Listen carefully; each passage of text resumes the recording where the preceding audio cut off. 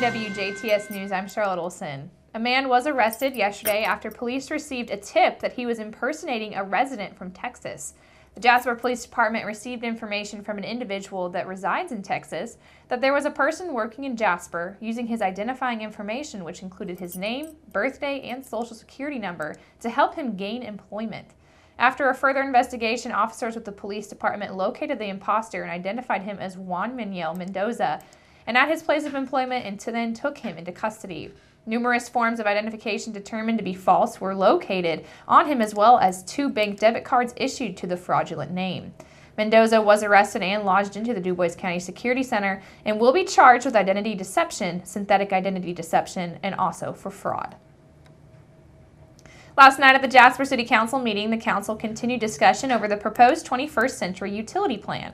A study in the planning stages for the purpose of breaking down the utility capabilities and cost, along with the possibilities of establishing territories.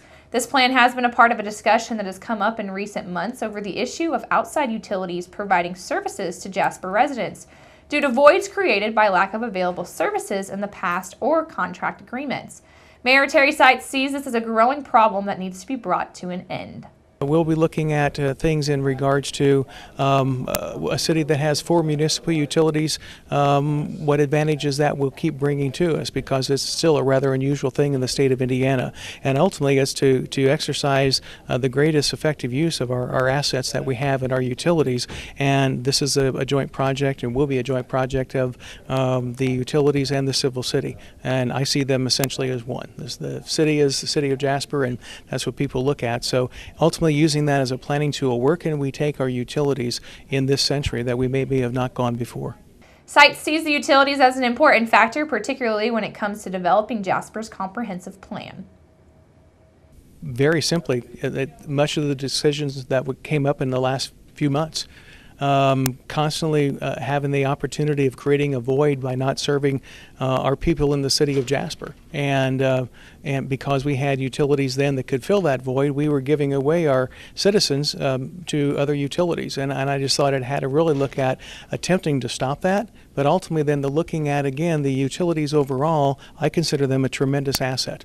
How do we want to go ahead and utilize them in our future growth? I would like to see the utilities be an even greater cog in our comprehensive plan that I think we'll do in the next couple of years as required by the state law. And in doing that, I think we'll end up with both a better city overall and better services for our citizens.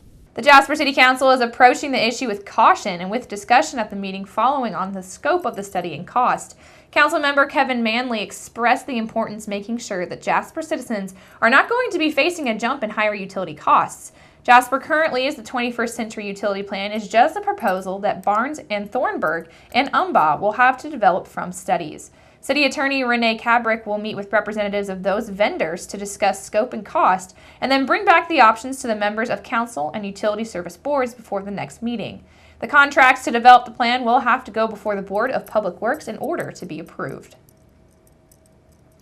The Ferdinand Town Council had their monthly meeting on Tuesday night, and the top item on the agenda was the resignation of Utility Superintendent Henry Hakey, which was effective officially on April the 20th. They passed a motion to start advertising for a new superintendent, and it was announced that the drainage portion of the Virginia Street project was completed and work is currently ongoing for pothole repair, with expected work completed before the start of paving this fall. The council also passed a motion to install belt clip receivers in customers' homes, which will help them detect potential leaks when also reporting how problematic the leaks can be. The receivers will be supplied by the utility supply company. The next Ferdinand Town Council meeting will take place on May the 9th at 7:30 p.m. Also, the town of Ferdinand would like to remind residents that the town's north side storm siren is presently non-functional. This is due to an unknown technical issue at this time. Dubois County Emergency Management is aware of the situation and is working together with the town to help resolve this matter. Until the siren is repaired, residents are advised to pay extra close attention to their weather radio, as well as local media weather sources in the event of severe weather opening into our area. Officials with the city of Huntingburg say that due to activities planned for and around the community in conjunction with the Garden Gate Festival, Jazzed Up 5K, 10K, and the Kiwanis Car Show taking place in Huntingburg all this weekend, the following streets will be closed. First, Market Street was shut down beginning yesterday and will remain closed until next Monday, April the 24th. Meanwhile, 4th Street from Main to Van Buren Streets will be closed beginning this Saturday, April the 22nd, from 7 a.m. until 4 p.m. Also, Van Buren Street from 4th to 5th Streets beginning Saturday at 8 a.m. until noon, and 4th Street from the 300 block of East 4th Street to Geiger Street will be closed Saturday from 7 a.m. until 1 p.m. Local city departments and organizations, along with industry leaders, will be celebrating historic Earth and Arbor Day with a true spirit of being a good steward to the planet that we happen to call home. Through the gift of trees is how our local community will be giving back. Jasper-based Kimball International is pleased to recognize Earth Day and Arbor Day by continuing its traditional Trees for Tomorrow program. This year, white pine seedlings are being distributed to employees at all U.S. faculty locations. Since the program began over 20 years ago, Kimball has donated nearly 370,000 tree seedlings, either directly to employees or have planted them in honor of employees via donations to the Arbor Day Foundation. Many of those seedlings are now soaring trees and are featured on their Twitter page, which is Twitter at Kimball Trees for Tomorrow. The Jasper Park and Rec Department will also be participating in Arbor Day, and Patoka 2000 are once again sponsoring the annual tree giveaway, which is planned for tomorrow. The event will begin around 9 a.m. at the Arnold F. Hobig Center, located at 1301 St. Charles Street here in Jasper.